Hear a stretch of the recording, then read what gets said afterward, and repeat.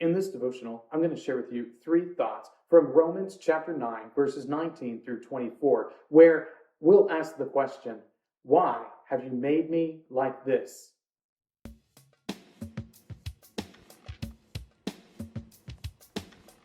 Romans chapter 9, verses 19 through 24 says, "You will say to me then, why does he still find fault? For who can resist his will?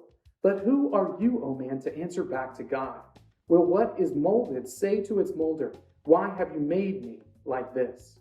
Has the potter no right over the clay to make out of the same lump one vessel for honorable use and another for dishonorable use? What if God, desiring to show his wrath and to make known his power, has endured with much patience vessels of wrath prepared for destruction, in order to make known the riches of his glory for vessels of mercy, which he has prepared beforehand for glory? Even us, whom he has called, not from the Jews only, but also from the Gentiles." Romans chapter 9 is one of those tricky chapters in the Bible that folks will really like to play around with.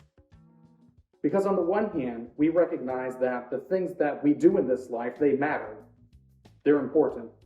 They have an impact on the world. But on the other hand, we serve a God who we say is eternal and all-knowing. And if that's the case, how is it that the things that we do in this world are significant if God has already ordained them all to come to pass?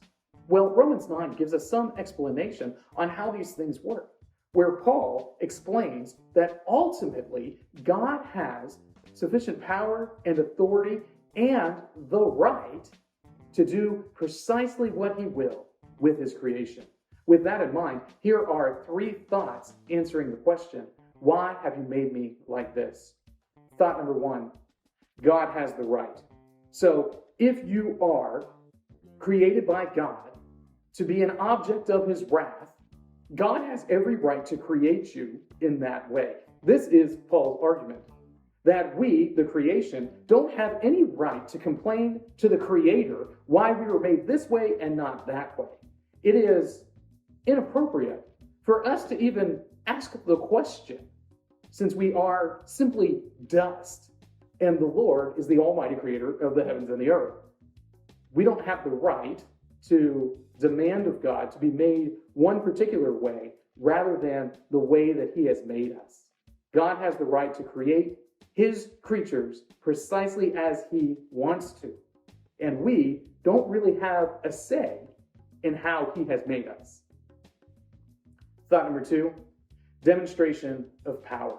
When we ask the question, God, why have you made me like this? He might have made you the way that you are in order to demonstrate his power. And this is what Paul says. You might be a vessel of wrath. You might be one of those that he has preordained to destruction, simply so that he can demonstrate his power over those who have been preordained to receive his mercy.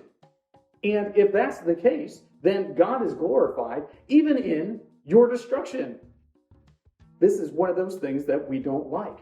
We don't like the idea that God may be condemning us and that it ultimately results in his glory. But that is precisely what it does. Because when the Lord punishes those who have rebelled against him, he is demonstrating his holiness. He's demonstrating his power and his disgust of sin.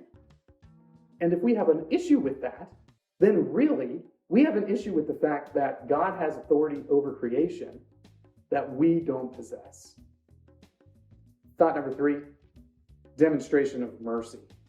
And this is a trickier part of Paul's argument, I think. He says that it could be that the Lord has predestined some to destruction and some to restoration, simply so that he can demonstrate his mercy on those whom he is restoring. That his power is witnessed by those whom he is saving, so that way they can know just how wondrous and glorious God is. Once again, a lot of us have issue with this. We have problems with this. But remember that the Lord tells Moses that he will have mercy on whom he will have mercy. he describes the way that he brought Pharaoh up, raised him up to rule over the people of Egypt so that he might demonstrate his power in destroying Pharaoh, in the hardening of his heart. Ultimately, the reason people have difficulty with this is because they do not want to ascribe to God the glory that his character and his nature demand. We like to think about God as if he were a man, as if he were finite, as if he were limited like us, but he isn't. He's different from that. He is much greater than we can even imagine. So, passages like Romans 9 tend to grate against our sensibilities because we like to think of God as if he were one of us. These three thoughts come from the assigned reading of Romans chapters 9 and 10.